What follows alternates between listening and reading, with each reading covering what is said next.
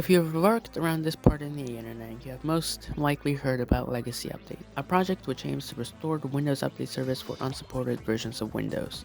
And I've never used it, unless for a time I did, but then I got impatient at the checking update screen. But now I think I will be a bit more patient and hopefully get the updates installed. This is my Windows XP PC. It's quite weird and I could probably make an entire video about all of its weirdness. It's got an Intel Celeron D335 running at 2.8 GHz with a Prescott core. It's running on an 8-bit IS7 motherboard with 2GB of DDR400 RAM, an Asus NVIDIA GeForce 6200 with 128MB of VRAM and 80 gigs of storage. Let's get to updating.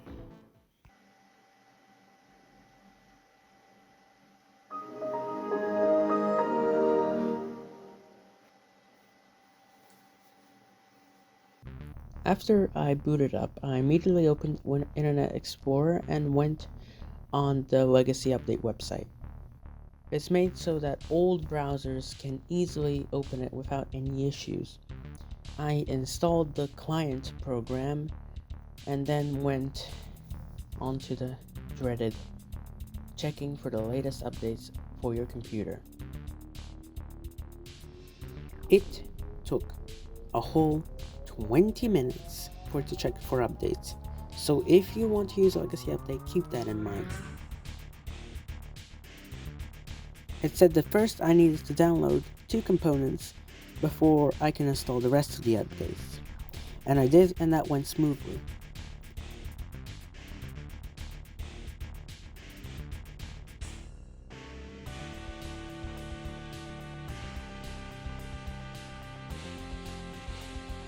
And then it refreshed and showed that it had 164 updates that I needed to download.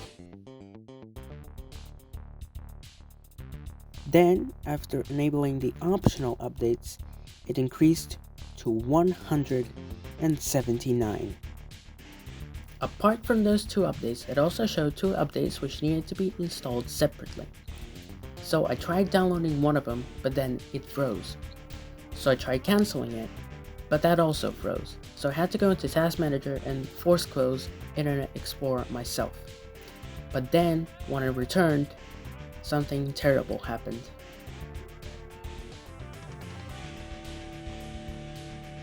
Yes, I needed to check for updates again. After waiting 20 more minutes, I just decided to ignore those updates and just download the rest. Thankfully, this time it didn't freeze and the updates started downloading.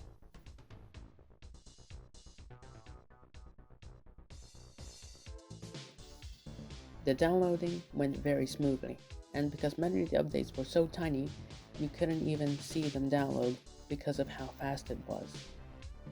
I actually installed Office 2010, which is the latest version for XP, and Legacy Update also detected some updates for it, including Service Pack 2, which was a whole 382 megabytes and took a whole 10 minutes to download.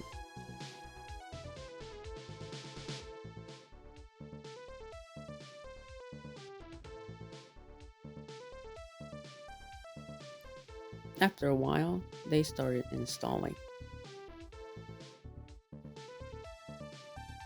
It was at this time that I decided to disable my screensaver and adjust my power options so I wouldn't have to be constantly at my computer.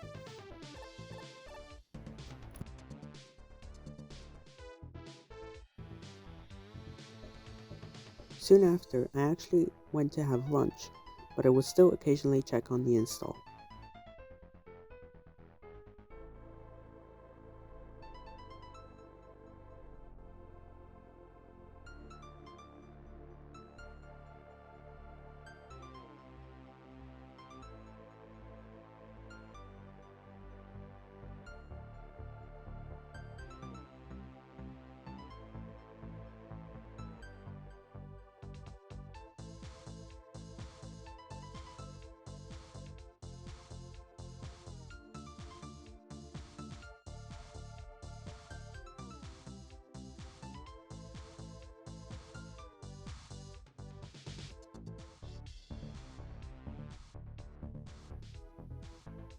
The install also went without any issues except for free updates which could not be installed, otherwise it was a success.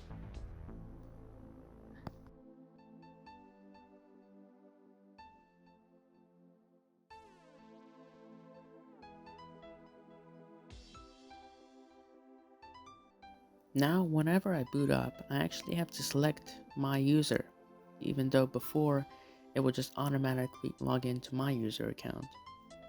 This appears to be some update that I haven't seen before. All that was necessary was just for the Windows Genuine Advantage notifications to finish installing, and we would be updated. But after a while, it froze. And when I opened the task manager, I saw that the CPU was at 100%. It was by svchost.exe, which is part of the automatic update service. I first started by disabling automatic updates, then stopping the automatic update service.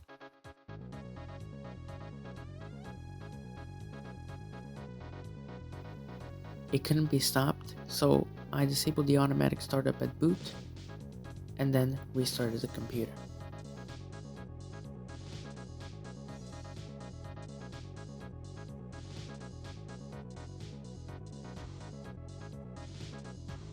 But after the restart, I saw quite a concerning message. Oh, well, I guess I'll be marking my calendar. Yeah, I'm gonna see if we're gonna be able to update. But after a while, the same thing happened again. The CPU was clogged at 100%. But this time it was caused by a different executable, which is responsible for the .NET updates.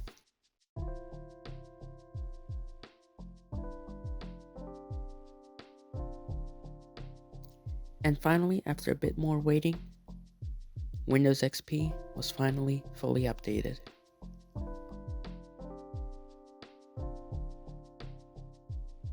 The process for me took just a bit over 3.5 hours in total. And the actual recording was over 25 gigabytes in size. So it's definitely a big undertaking if you want to do it yourself. In spite of all that, I think it is very important that everyone who has an old PC like this should update it, especially for security reasons. So what's next for the channel? I haven't got any exact ideas for videos, but I've got some approximate stuff of what I want to do. This is not my only old PC. In fact, I have 3 others. I will also be making videos with them. Up first is my oldest PC, which is from 1999. It's got an Intel Celeron 400 running at 400 MHz. It's running on a HCinTech M726 MRT with 64 MB of SD RAM, an Inno3D NVIDIA GeForce 2 MX200 with 32 MB of VRAM and 8 GB of storage. Next up is my only AMD computer. It's got an AMD Athlon XP 1900 Plus running at 1.6 GHz. It's running on an Asus A7 V8X-X with 768 MB of DDR400 RAM, an ATI Radeon 9600 SE with 128 MB of VRAM and currently doesn't have any storage. And lastly, this Haier computer. It's got an Intel Pentium 4 HD641 running at 3.2 GHz. It's running on a MSI 945 GZM6 with 2 GB of DDR2 RAM. It currently doesn't have a graphics card, though I did see that the other ones like it did, but mine didn't. Either way, it's got 80 GB of storage. Well, that's it for this video, and I'll see you in the next one.